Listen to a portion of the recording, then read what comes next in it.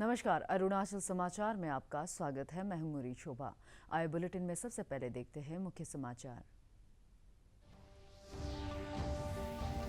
अंतर्राष्ट्रीय लोकतंत्र दिवस के अवसर पर राज्य चुनाव आयोग ने मनाया अपना 20वां स्थापना दिवस। लोकतंत्र की मजबूती में योगदान के लिए दिया गया स्टेट डेमोक्रेसी अवार्ड। राज्यपाल डॉक्टर बी डी मिश्रा ने लोकतांत्रिक मूल्यों को बढ़ावा देकर लोकतंत्र को मजबूत और स्थायी बनाने का किया आह्वान। केंद्रीय मंत्रिमंडल ने ऑटोमोबाइल और ड्रोन उद्योगों के लिए उत्पादन लिंक्ड प्रोत्साहन PLI योजना को 26,058 करोड़ रुपए के बजटीय प्रावधान के साथ दी मंजूरी। सूचना एवं प्रसारण मंत्री अनुराग ठाकुर ने कहा, उच्च प्रौद्योगिकी, अधिक कुशल और हरित ऑटोमोटिव निर्माण में नए युग की होगी शुरुआत। मुख्यमंत्री पेमा खांडू ने ऑयल इंडिया लिमिटेड के अधिकारियों के साथ बैठक कर अरुणाचल प्रदेश में पेट्रोलियम और हाइड्रोकार्बन क्षेत्र में दोहन के संबंध में किया विचार विमर्श। मुख्यमंत्री ने ऑयल इंडिया लिमिटेड को तिराप जिले के देवमाली PEL ब्लॉक के लिए पेट्रोलियम एक्सप्लोरेशन लाइसेंस को दी मंजूरी। लोकतंत्र आज दुनिया में सरकार के सबसे लोकप्रिय रूपों में से एक है। हर साल की तरह आज का दिन 15 सितंबर अंतर्राष्ट्रीय लोकतंत्र दिवस के रूप में मनाया जा रहा है। 2007 में संयुक्त राष्ट्र महासभा ने इस दिन की स्थापना के लिए एक प्रस्ताव पारित किया। लोकतंत्र का मतलब होता है न कोई राजा और न कोई गुलाम, इसमें सब एक समान है। हर व्यक्ति को अपनी बात रखने और मताधिकार का अधिकार है। इधर अरुणाचल प्रदेश में आज अंतर्राष्ट्रीय लोकतंत्र दिवस के अवसर पर राज्य चुनाव आयोग की स्थापना के 2 दशक पूरे होने के उपलक्ष्य में Dorjee Khandu state convention centre Itanagar में आयोजित कार्यक्रम में राज्यपाल डॉक्टर BD मिश्रा, उप मुख्यमंत्री चाउना मैन, राज्य के पंचायती राज मंत्री बामंग फेलिक्स, राज्य चुनाव आयुक्त हागे कोजिन सहित कई गणमान्य व्यक्ति मौजूद थे। इस अवसर पर राज्यपाल ने लोकतंत्र की मजबूती के लिए न्याय, समानता सहित संविधान में दिए गए विभिन्न मौलिक अधिकारों को बढ़ावा देने और कर्तव्यों का पालन करने की अपील की। समारोह के दौरान लोकतंत्र की मजबूती में योगदान के लिए कई लोगों को स्टेट डेमोक्रेसी अवार्ड दिया गया। General Assembly in 2007, and the goal of this event was set to be to promote government's role in maintaining open democracy and also guarantee for human rights among all the members of the United Nations Charter, and that is how it was conceived.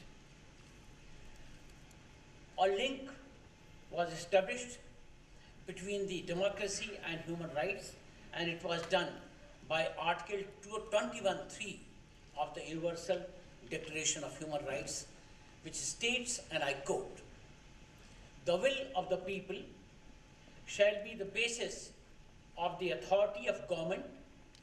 This will shall be expressed in periodic and genuine elections, which shall be by universal and equal suffrage and shall be held by secret voting system or by equivalent free voting procedures." Now, therefore, the foundation of the democracy is universal suffrage, free, fair, and secret voting election. Now, that is the basis. And this is what the role of Election Commission is, to ensure that the elections are held, democracy is strengthened, and elections are held in free, fair, and transparent manner. Election commission ने जो बोला है कि हमारा कुछ कमियां है, कुछ शॉर्टफॉल है, बहुत फीडबैक मिलता है। जैसे कि एग्जिस्टिंग पंचायत रूल के बारे में आपने कहा है, शायद हमारा पंचायत मंत्री उन्हें नोट करके रखा है, मैं भी नोट करके रखा हूँ। सरकार में जरूर वो चर्चा करेंगे। और आपने जो बोला है, पहले भी मुझे बोला है, आप मेरे रूम में आके भी मेरे साथ चर्चा किया है कि हमारा इलेक्शन कमीशन तो है लेकिन छोटा सा ऑफिस है, वो ऑफिस जैसे भी नहीं लगता। इलेक्शन कमिश्नर का ऑफिस तो बहुत अच्छा होना चाहिए, state of the art office होना चाहिए। और मैं मानता हूँ, मैंने उसी समय बोला था कि आपका बातों को मैं ध्यान में रखा हूँ और आज मैं ये चीज़ ऐलान करता हूँ कि आप जो state of the art office चाहिए हम मंजूरी देंगे उनका। इलेक्शन कमीशन जब से आया है अरुणाचल प्रदेश में अभी तक जिस तरह से उन्होंने कठिनाई के बीच काम किया है उसको मेरा अभी भी यादें है। तो आपको बहुत बहुत बधाई देता हूँ। सारे इलेक्शन को पहले से जो भी करके आया है सभी को मैं बधाई देता हूँ। Despite lot of challenges, because this year's election of Panchayati Raj as well as the municipal body was something different. The entire humanity was under the global pandemic.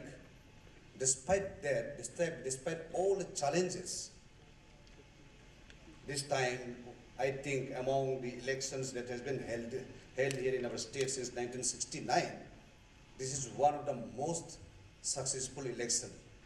Otherwise, I also congratulate all those stakeholders who have been awarded today. I think without you all, Commissioner also should have been, hand and legless. You were the extended hand and leg and mouthpiece of the Commission, and therefore we have come out one of the most peaceful election ever held in Arunachal Pradesh. Today is a very, very auspicious occasion for two reasons. Firstly, this 15th September has been observed as International Democracy Day by UNO and all member countries all over the world. This has been observed right from the 2008. The resolution was taken by the UN Assembly in 2007. केंद्रीय मंत्रिमंडल ने automobile और drone उद्योगों के लिए उत्पादन linked प्रोत्साहन PLI योजना को 26,058 करोड़ रुपए के बजटीय प्रावधान के साथ मंजूरी दे दी है। इससे उच्च प्रौद्योगिकी, अधिक कुशल और हरित ऑटोमोटिव निर्माण में नए युग की शुरुआत होगी।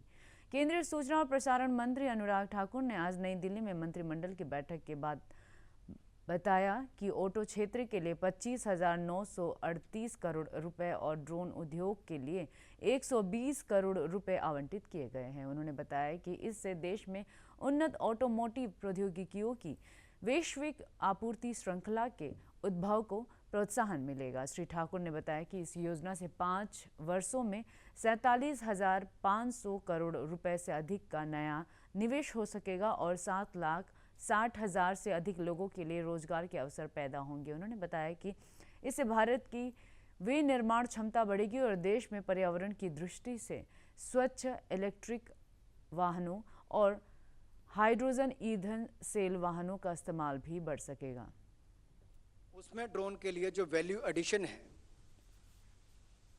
उसको भी वैल्यू एडिशन जैसे बाकियों के लिए हम 50% पर देते हैं, यहाँ पर 40% उसको लिया गया है।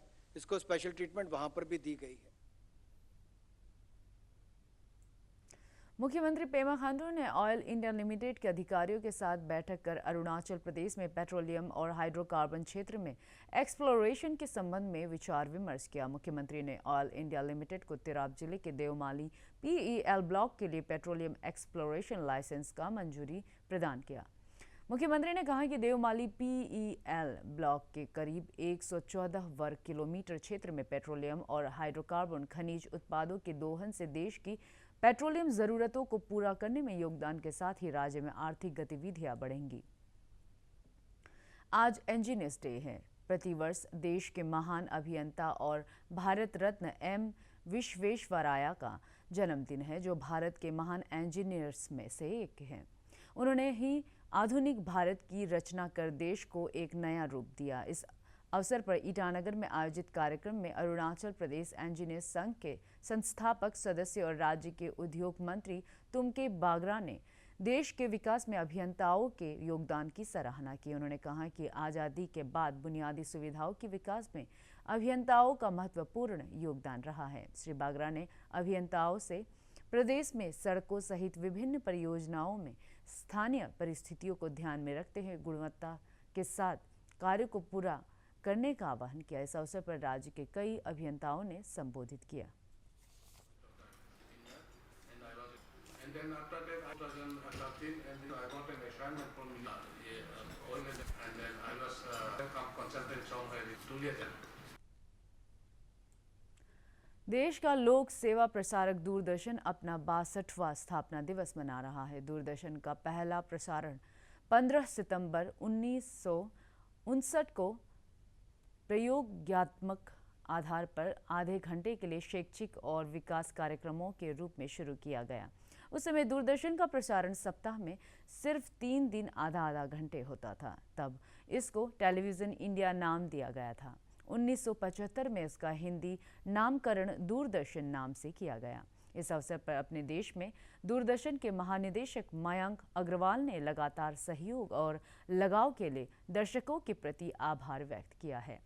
श्री अग्रवाल ने कहा कि दूरदर्शन अपने विभिन्न चैनलों और कार्यक्रमों के माध्यम से देश के सभी इलाकों और समाज के सभी वर्ग तक पहुंच बनाने के लिए प्रयासरत है। भाजपा के पूर्वोत्तर राज्य के प्रभारी अजय जामवाल, अरुणाचल प्रदेश के प्रभारी सांसद दिलीप सैकिया, प्रदेश भाजपा अध्यक्ष बियोराम वाघे, सांसद तापिर गाव सहित पार्टी के कई वरिष्ठ सदस्यों ने आज चांगलांग जिले का दौरा कर पीएम केयर्स फंड से जिला अस्पतालों में पीएसए ऑक्सीजन प्लांट की स्थापना और कोविड टीकाकरण का जायजा लिया। उन्होंने चांगलांग में आयोजित एक कार्यक्रम में भाजपा कार्यकर्ताओं को सरकार की विभिन्न योजनाओं के विषय में जानकारी दी और सभी लोगों को इसका लाभ पहुंचाने के लिए उन्हें जागरूक करने को कहा। सांसद तापिर गाव ने मंगलवार को खोंसा स्थित नशा मुक्ति केंद्र का दौरा किया और अपनी तरफ से इस केंद्र को 1 लाख रुपए की सहायता प्रदान की। आप लोग का हिम्मत और बाकी लोग को भी खबर दो कि इसमें ड्रग एडिक्शन यहाँ सेंटर में आके सुधरना चाहिए।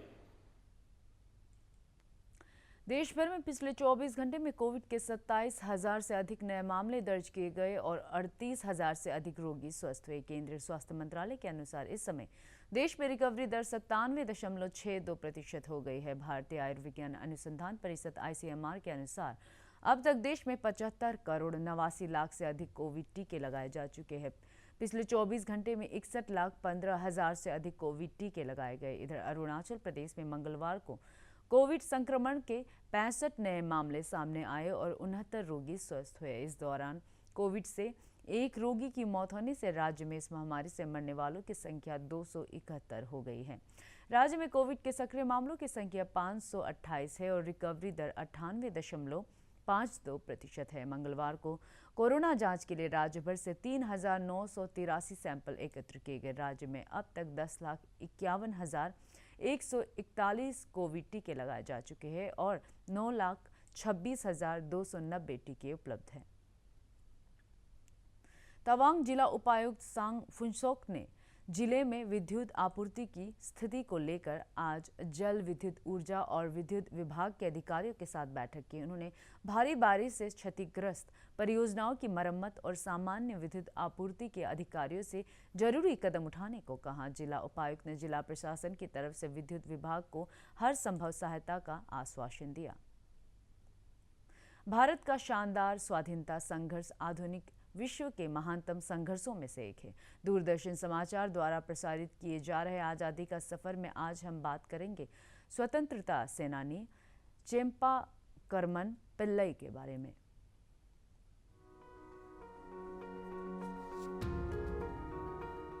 आज ही के दिन सन 1891 में एक ऐसे क्रांतिकारी का जन्म हुआ था जिसने हमें न सिर्फ जय हिंद जैसा ओजस्वी अभिवादन दिया बल्कि भारत की आजादी के लिए लड़ाई भी लड़ी।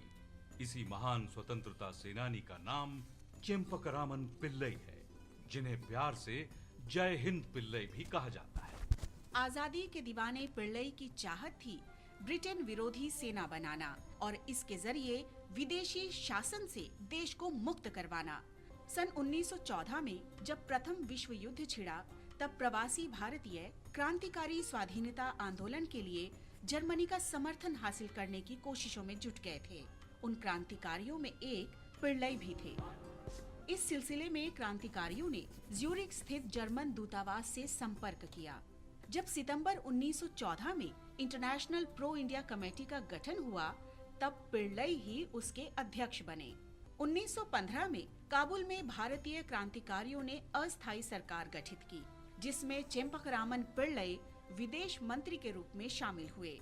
क्रांतिकारियों की योजना तुर्की और जर्मन सैनिकों को अफगानिस्तान लाने की थी, जिनके साथ वो ब्रिटिश राज के विरुद्ध युद्ध शुरू करने में काबुल की मदद करने की तैयारी में थे। क्रांतिकारियों की योजना उत्तर पश्चिमी सीमा पर हमले के साथ साथ ब्रिटिश भारतीय सेना से बगावत कराना और इसके जरिए ब्रिटिश शासन के विरुद्ध विद्रोह करना था। लेकिन ये गत 1 सितंबर से 14 सितंबर तक कई केंद्रीय विभागों द्वारा हिंदी पखवाड़ा मनाया गया। लोहित जिले के तेजू में स्थित ITBP की 25वीं वाहिनी द्वारा हिंदी पखवाड़ा के तहत प्रतियोगिताएं आयोजित की गई। मंगलवार को हिंदी पखवाड़ा के समापन समारोह के दौरान कविता पाठ सहित विभिन्न प्रतियोगिताओं के विजेता को सम्मानित किया गया। इधर केंद्रीय मौसम विज्ञान केंद्र गुवाहाटी में हिंदी पखवाड़ा के तहत हिंदी शब्द अनुवाद, निबंध लेखन, सुलेख, परिपत्र लेखन, वाद विवाद, भाषण एवं कविता पाठ प्रतियोगिता में केंद्र के अधिकारियों और कर्मचारियों ने हिस्सा लिया। अरुणाचल समाचार के आज के अंक में इतना ही। जाने से पहले आप सभी से अनुरोध है कि कोविड-19 के दिशा निर्देशों का पालन करें। हमेशा मास्क लगाए, बार बार हाथ धोएं और सोशल डिस्टेंसिंग के नियमों को मानें। कोरोना महामारी से बचाव के लिए आपका वैक्सीन लगवाना भी जरूरी है। अगर आप वैक्सीन लगवाने के पात्र हैं तो ज़रूर लगवाएं। हम कल फिर हाजिर होंगे अरुणाचल और देश दुनिया की खबरों के साथ। चलते चलते आपको बता दें कि आप अरुणाचल समाचार हमारे YouTube channel DD news Arunachal पर भी देख सकते हैं। देखते रहिए अरुण प्रभा। नमस्कार।